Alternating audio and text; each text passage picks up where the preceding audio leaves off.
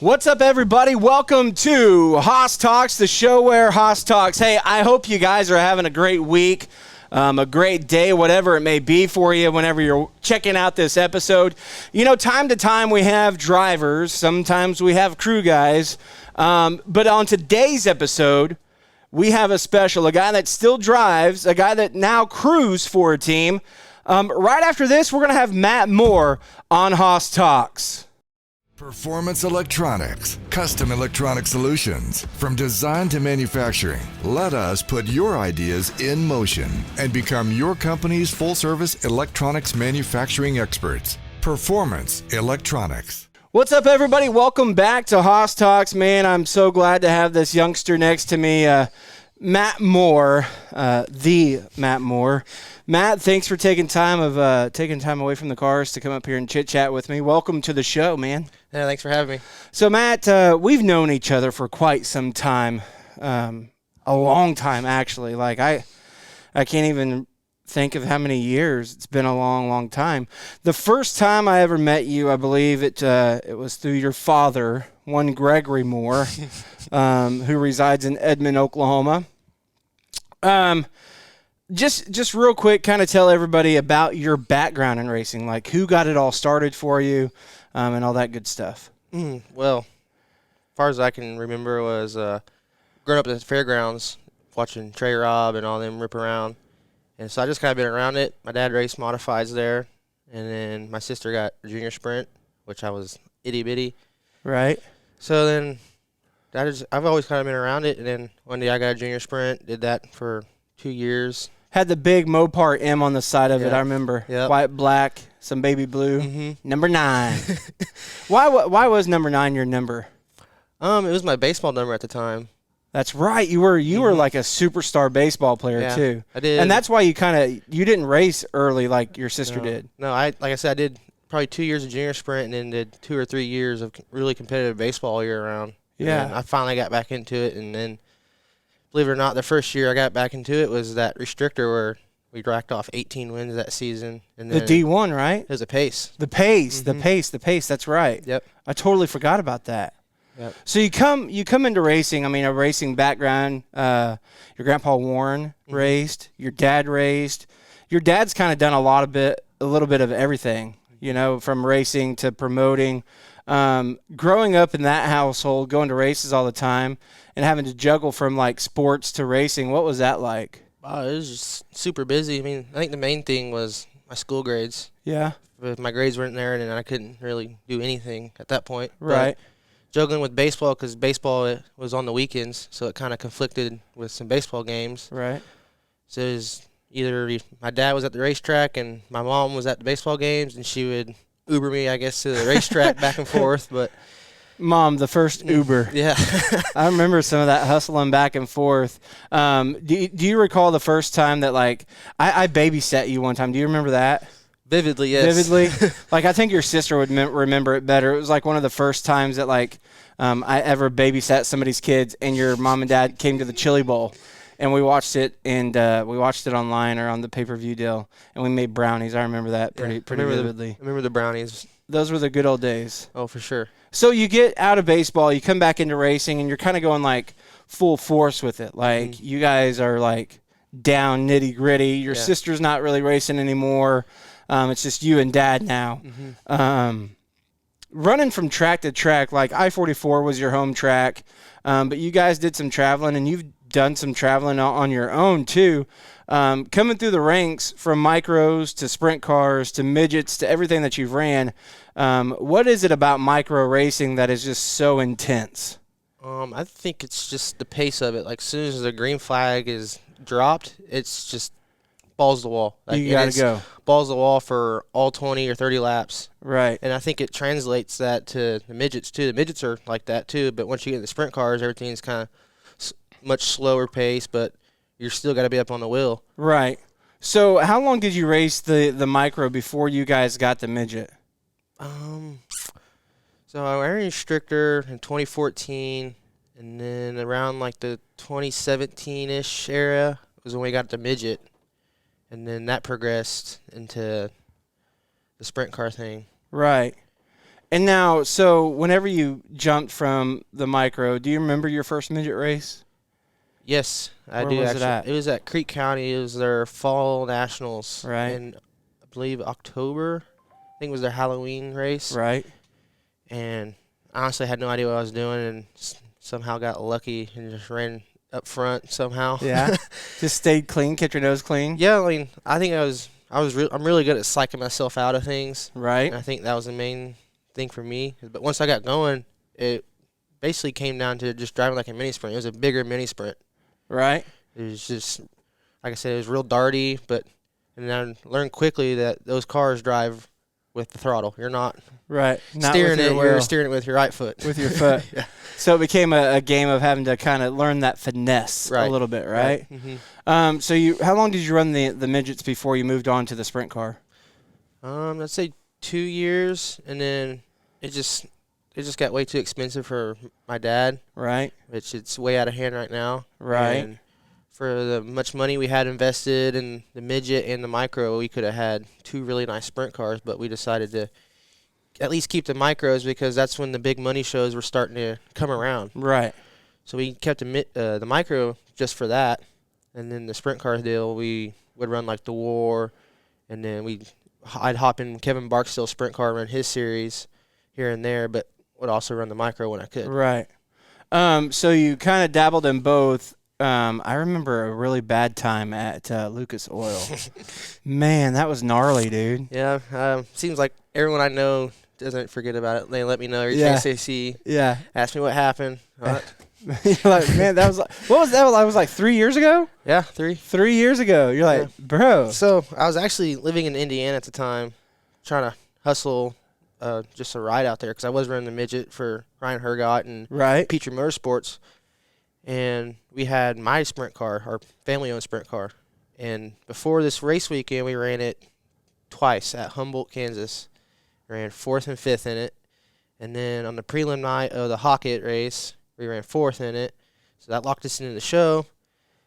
And so in the A feature, I had Blake Kearns and Braden McMahon on the wrenches. I remember this now.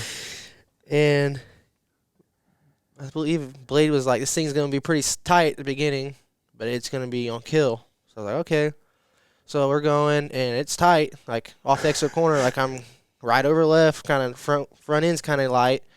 So I'm like, okay. And then I move up, and it helped it.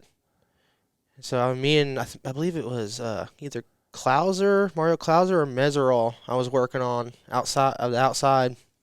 And I think I just gave it a little more beans than I should have, and it wheelied up, and then I don't know if the sway bar dug in or what, but when it set down, I felt the rear end get light, and then just closed It was weird. Yeah. It was a wicked, weird flip. I got past the point of no return. I knew I was going, so I just closed my eyes and held on. But it was scary for me because on the initial impact, it shot me up. I knew I was in the air, and then it slammed down again, and it went back up in the air, and I was like, and it went boom, and it just stopped.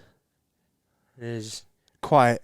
way quiet. And I'm going to realize I'm done crashing, so I hop out, and I look, and I see Clinton Boyles is just peeking out of his car looking at me. He just giving me a thumbs up, and I was just like, couldn't comprehend if he was giving me the 2 or what. Yeah. So I was just like, okay, I'm going to hang out right here for a little bit. Whenever you're racing and you're racing like that, are you like singing a song to yourself? Are you like just like, all right, that guy's going low, I need to go high. That guy's going high, I need to go through the middle. Like, baby, don't dig, now dig. Yeah, Whoa, I mean, you dug too much. Like, what's going through your thought process?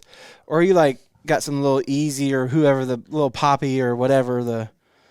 I mean, a little bit of both. I mean, going through my head, I'm trying to analyze how I can get faster and also analyze the guy in front of me, like where I'm gaining on him and what he's doing, like what line he's running here, what line he's running there, where I'm making ground up.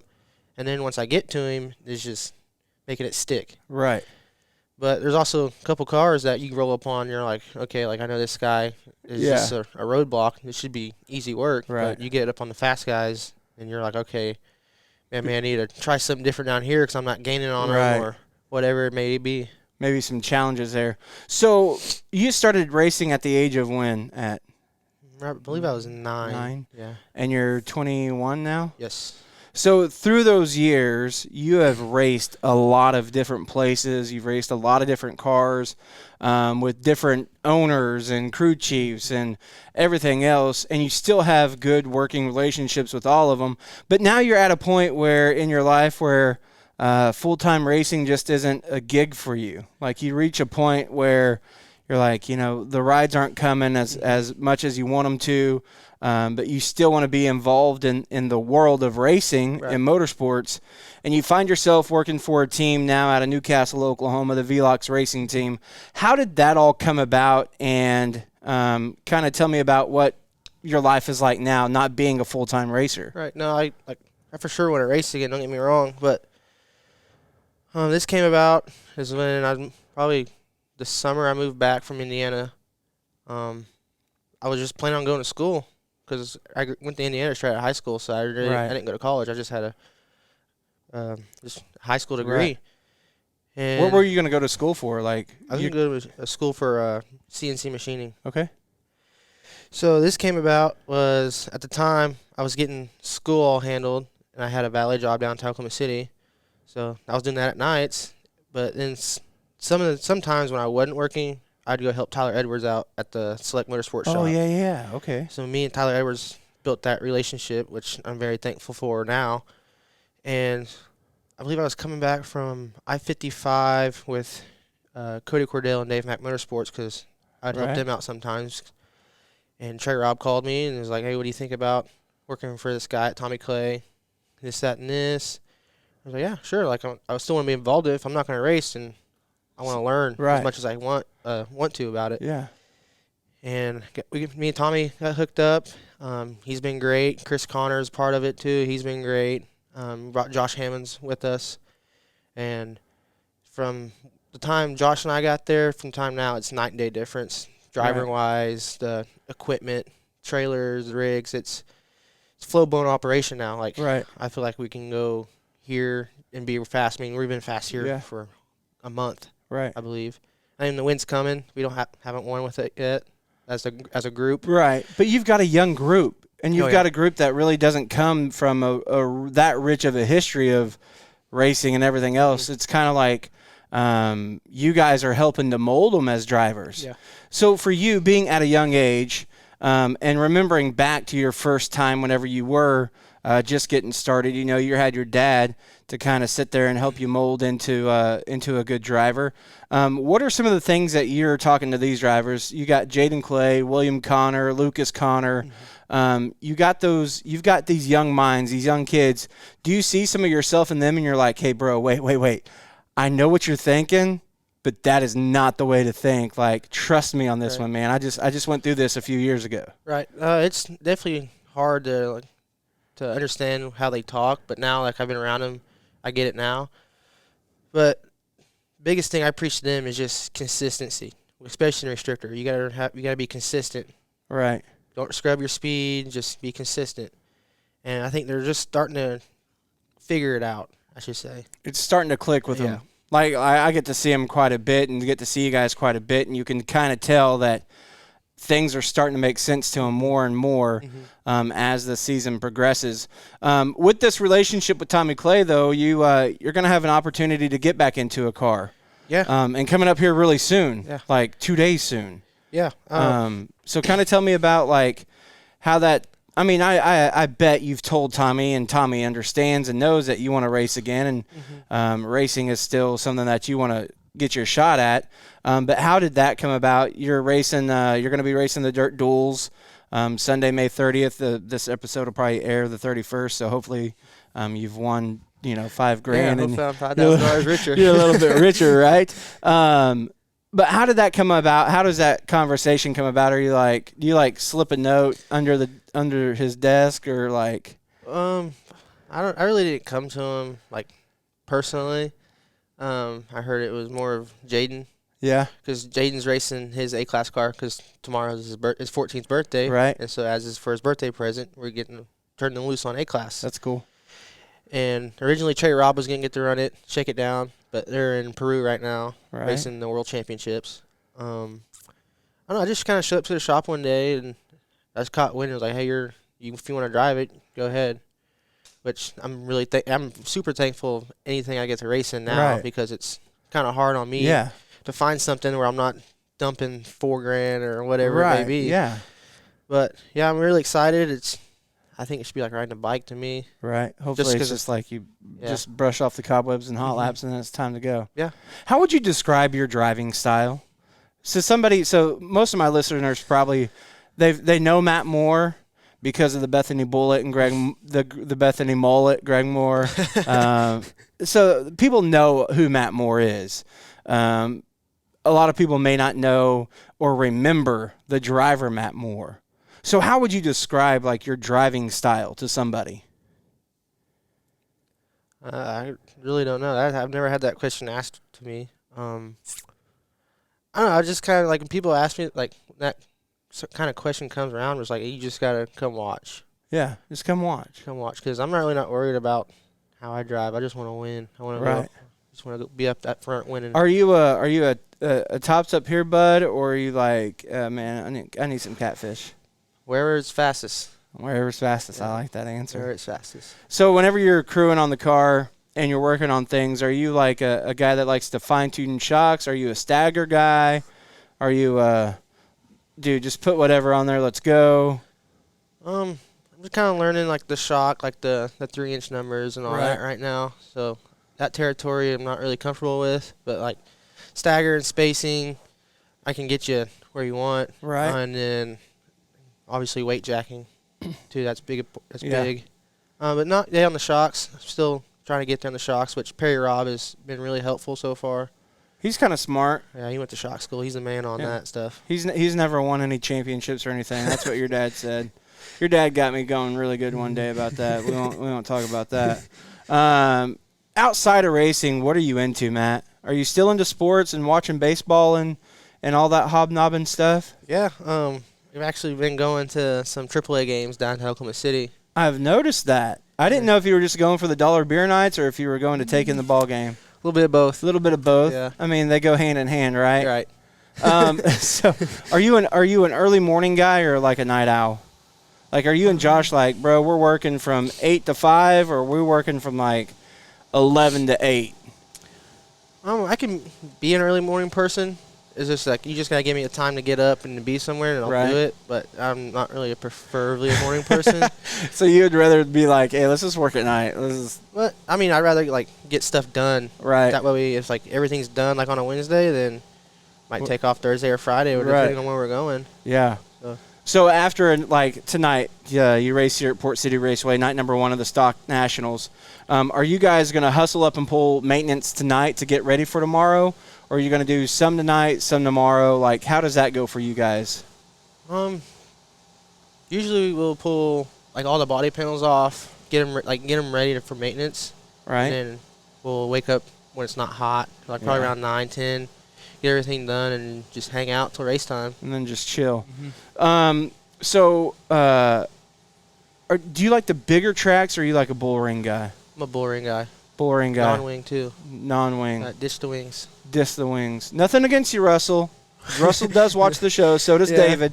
David, put the corn dog back in your hand. Relax. Nothing against them. I mean, some guys don't like wings. That's just me. I think non-wings all driver. Right. Makes it a little bit more exciting. Are you a waffle or a pancake guy? Pancake. Pancake, bacon or sausage? Bacon. Crispy bacon. Can't be the soft. It's got to be crunchy. Oh, really? Crunchy bacon. Mm-hmm. Whenever you guys are hopping in the toter home to go to a race and you need a little snack, a little road trip snack, what's your go-to snack and drink? I'm going with the sour gummy worms and then the watermelon Red Bull. Watermelon Red Bull. Mm-hmm. Watermelon sugar. Okay. That's not bad. Watermelon. I'm not a fan of the watermelon Red Bull, but hey, to each their own. I'm not going to say you're wrong, but you're not right. Anyways, are you what kind of music are you guys jamming to? Are you guys like on the hip stuff, or like are you no radio, just listening to the CB, listening to the road lines pass you by, like? Or are you like asleep? Sometimes I'm asleep, sometimes I'm jamming out. Yeah. But my music is all over the place. Right. Like I can get down to some Nelly, and then we go to some Hank Williams Jr. Yeah. And then kick it back to some Nickelback. There you go. It's all over the place. So I think Man, I like it. It's Yeah. not a bad choice. can't go wrong. Do you like sunsets or sunrises? Sunsets. Sunsets are better, right? Mm-hmm. Are you a texter or call me on the phone? Texter. Facebook or Twitter? Twitter. What's your Twitter handle? It's Matt _9M. 9M. Matt _9M. That's on Twitter, so you can follow him there. He posts some good stuff from time to time. It's not bad. Are you like a chicken or a steak guy? Steak, 100%. How do you like your steak cooked? Medium rare. Medium rare is not bad at all. You are absolutely right on that one. People are crazy if they don't get it well done. It just takes all the flavor away. What's the point? Might as well eat a brick. Bro, outside of racing and baseball, what would be your next go-to sport? Basketball. Favorite basketball team? Right now, I'm going to ride or die in the Thunder, Right? but this season's not going too good. But I got to support the hometown guys. Got to support the hometown guys. If you couldn't live in Oklahoma or Indiana, what state would you want to live in? Probably Phoenix. Phoenix. Why Phoenix? We were out there with Tommy Clay around October time racing at Adobe Mountain, and Phoenix is just gorgeous. The weather was nice all the time, and I think the city was just, I loved it. Loved every bit of it. In closing, I like to get this from everybody. If you had to give one piece of advice to an up-and-coming racer, what would that one piece of advice be? Not get up and not be afraid to get on the phone with guys. Yeah? I mean, the worst they can say is no. Just keep communication open. Keep on talking. Yeah, call around. The worst thing they can say is no. Hey, guys, this has been Matt Moore on Haas Talks. He says, don't quit trying. Keep on calling. So you do that with race car owners, girls, whatever it may be. And good luck to you.